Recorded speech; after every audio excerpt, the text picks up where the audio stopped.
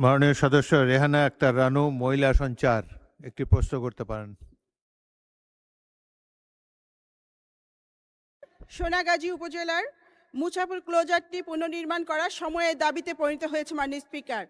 Musapur closure পুনর্নির্মাণ করার কোনো পরিকল্পনা বর্তমান সরকারে আছে কিনা মাননীয় মন্ত্রী বলবেন কি? ধন্যবাদ মাননীয় স্পিকার। মাননীয় মন্ত্রী। ধন্যবাদ মাননীয় স্পিকার।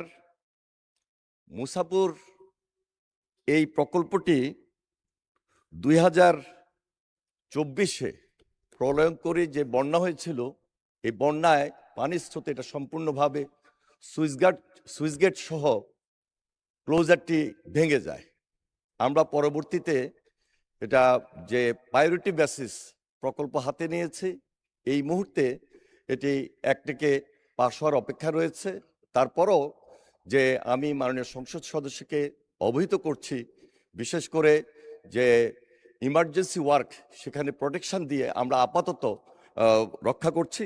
খুব শীঘ্রই প্ল্যানিং কমিশনের মাধ্যমে এটি একটাকে আসবে। আমরা সেখানে পরবর্তী আলোচনা করে গৃহীত সিদ্ধান্ত নেওয়া হবে। মাননীয় স্পিকার, আপনাকে ধন্যবাদ।